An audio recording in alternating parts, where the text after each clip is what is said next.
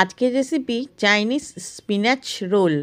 আর এটা সকালের ব্রেকফাস্ট হোক বা বাচ্চাদের টিফিন দুটোতেই কিন্তু দিতে পারবে। ঠান্ডা হয়ে যাওয়ার পরও কিন্তু একদম নরম থাকে। খুব সহজভাবে আজকের এই রেসিপিটা তোমাদের সাথে শেয়ার করেছি। আর এই শীটটা তৈরি করতে কোনো রকম মাখার ঝামেলা ছাড়াই দেখো একদম এরকম সফট তোমরা এরকম শীটটা বানিয়ে নিতে পারবে।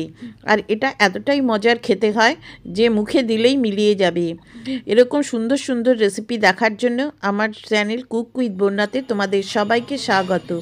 প্রথমে দেখো পুরটা বানানোর জন্য এখানে আমি 2 চামচ মতো সাদা তেল দিয়ে দিচ্ছি। তোমরা ইচ্ছা করলে বাটারও দিতে পারো। এবার 2টো কাঁচা লঙ্কা আর 1 চামচ মতো আদা গ্রেট করে নিয়েছি, দিয়ে দিলাম এখানে। 1 থেকে 1.5 মিনিট মতো একটু ভেজে নেবে।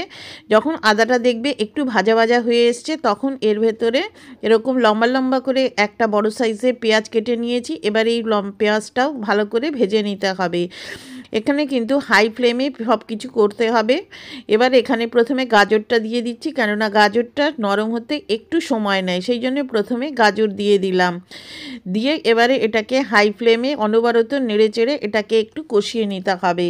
গাজরটা যাতে তাড়াতাড়ি একটু নরম হয়ে যায় সেই জন্য এখানে আমি অল্প করে একটুখানি লবণ দিয়ে দিলাম। দেওয়ার পর এবার এটাকে 1 মিনিট মতো দেখবে নাড়বে, দেখবে গাজরটা নরম হয়ে গেছে। খেয়াল রাখবে যেন সবজির কালারটা যেন চেঞ্জ না হয়ে যায়। এবারে দিয়ে দিচ্ছি ক্যাপসিকাম আর বাঁধাকপি কুচি। আমি যে সবজি দিয়েছি এগুলোই যে তোমার দিতে হবে এমন কোনো কথা নেই, তোমরা তোমাদের পছন্দ মতো সবজি অ্যাড করতে পারো। আর দিয়ে দিচ্ছি দেখো এটা হচ্ছে ভুট্টা, এটা ফ্রোজেন, এটাই আমি ব্যবহার করেছি। দিয়ে এবার হাই হিটে এটাকে ভালো করে মিশিয়ে নিতে হবে।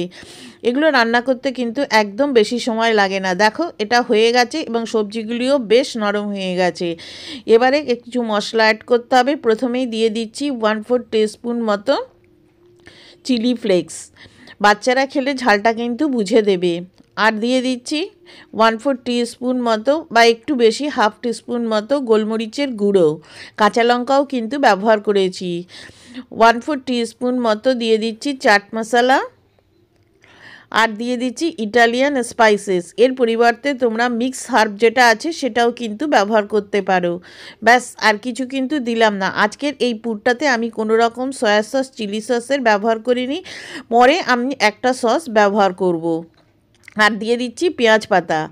এই পুরটা ব্যাস বানানো হয়ে গেছে। এবার এটাকে নামিয়ে একটা সাইডে রেখে দিচ্ছি। এবারে সেম প্যান বসিয়ে এখানে আরও 2 চামচ মতো সাদা তেল দিয়ে দিচ্ছি। সাদা তেলটা যখন গরম হয়ে যাবে, আর এখানে দেখো আমি লম্বা করে পনির নিয়ে নিয়েছি। এখানে লঙ্কার গুঁড়ো, লবণ আর একটু হার্বস মিশিয়ে এটাকে রেখেছিলাম। এবার এটাকে ওরকমভাবে 1 থেকে 2 মিনিট মতো একটু ভেজে নেবে, কেননা বেশি ভাজলে পনিরটা কিন্তু স্টিফ হয়ে যায়। আজকে আমি পনির ব্যবহার করেছি, তোমরা ইচ্ছা করলে চিকেন ব্রেস্টটাকেও এরকমভাবে সটে করে নিতে পারো। আজকে আমি সম্পূর্ণ নিরামিষই বানিয়েছি। দেখো এটা এরকম ভাজা হয়ে গেছে, এর থেকে কিন্তু বেশি ভাজবে না। এবারে শীটটা বানাতে হবে। শীটটা বানানোর জন্য এখানে 1 বাটি মতো পালং শাক ডাঁটা সমেত ছোট ছোট করে কেটে ভালো করে ধুয়ে নিয়েছি। নিয়ে এবার গরম জলের ভেতর দিয়ে দিলাম। কোনো লবণ টবণ কিন্তু কিচ্ছু দেব না। দিয়ে ঠিক এটাকে 2 মিনিট মতো ফুটতে দেব। যখন 2 মিনিট হয়ে যাবে দেখো এরকম টকবক করে ফুটবে, তখন গ্যাসটা বন্ধ করে এটাকে জলটা ভালো করে এরকমভাবে ছেঁকে নিতে হবে। আর ছেঁকে নেওয়ার সাথে সাথেই পাশে দেখো একটু ঠান্ডা জল রাখবে। এই ঠান্ডা জলের ভেতর এটাকে দিয়ে দিতে হবে, তাহলে কিন্তু এই রঙটা খুব সুন্দর থাকে। এবার এটা আবারও আমি এটাকে ছেঁকে নিলাম। নিয়ে একটা মিক্সিং জারের ভেতরে পালং শাক সেদ্ধটা দিয়ে দিচ্ছি।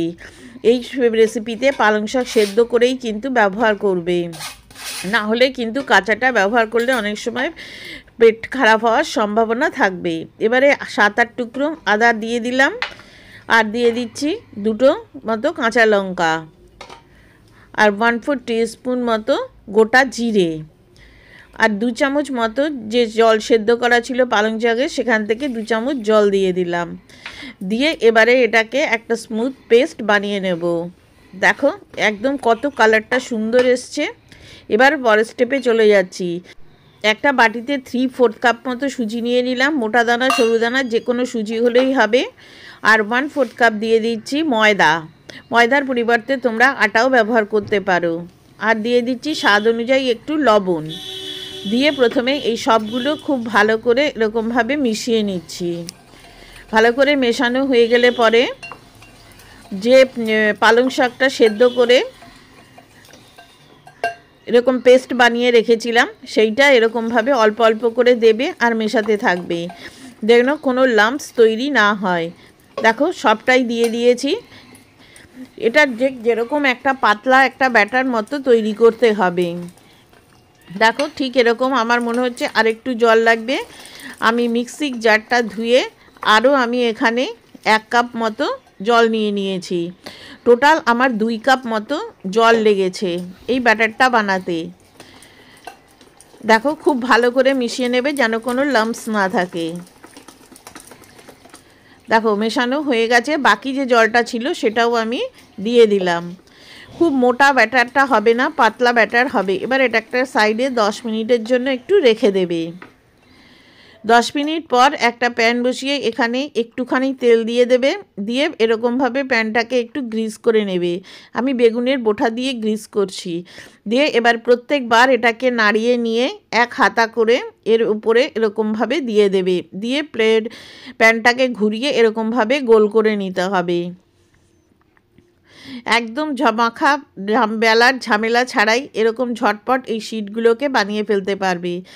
এবারে একটুখানি অপেক্ষা করবে, হার্ডলি 1 মিনিট মতো থেকে 1.5 মিনিট সময় লাগবে।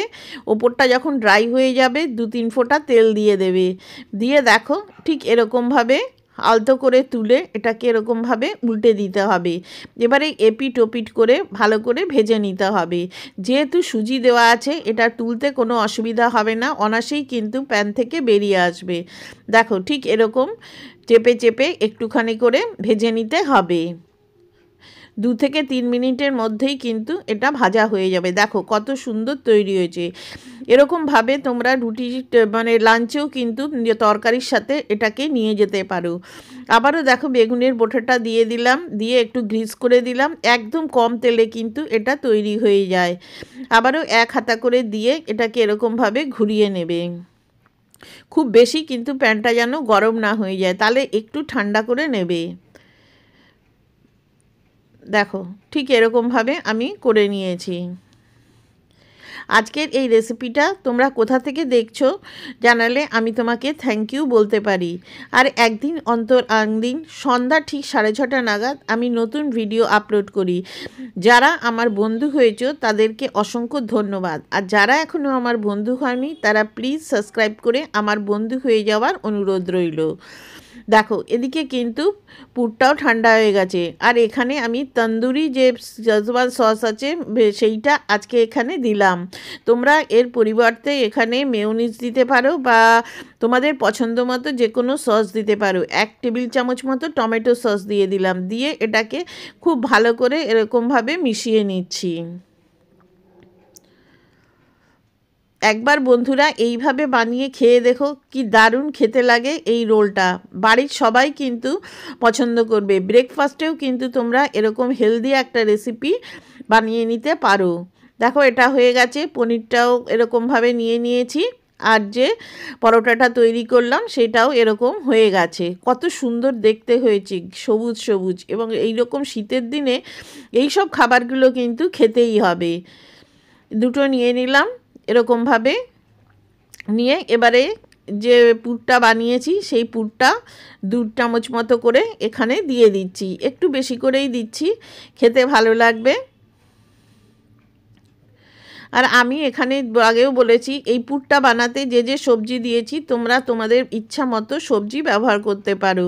আমি এখানে পনির দিয়েছি, তোমরা ইচ্ছা করলে চিকেন দিতে পারো, সোয়াবিন দিতে পারো, তারপরে ডিমকে ঝুরি ভাজা করে কেটে সেটাও কিন্তু দিয়ে পুর বানাতে পারো। তোমাদের যেরকম খেতে ভালো লাগবে ঠিক সেরকমভাবে আজকের এই রেসিপিটা তোমরা বানিয়ে নিতে পারবে। এবারে দেখো ঠিক চেপে এরকমভাবে রোল করে নিতে হবে। দেখেছো এটা এত নরম হয়েছে যে রোল করার সময় কিন্তু এটা একদম রুটিটা ফেটে যায়নি। দেখো ঠিক এইভাবেই সবগুলো বানিয়ে নিয়েছি।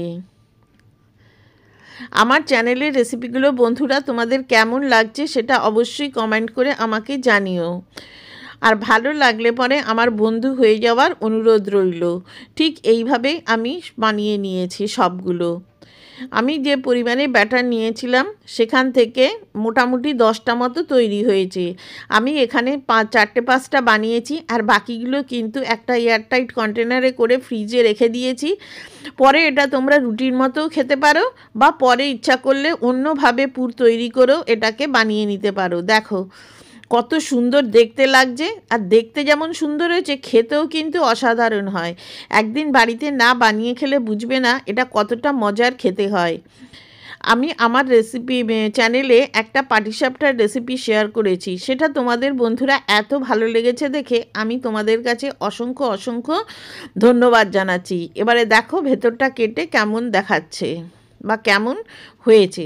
দেখো একদম ভেতরটা জুসি জুসি আর সফট তৈরি হয়েছে। পুরো রেসিপিটা আমার সাথে দেখার জন্য তোমাদের সবাইকে অসংখ্য ধন্যবাদ। লাইক কমেন্ট শেয়ার করতে কিন্তু ভুলো না। Thank you.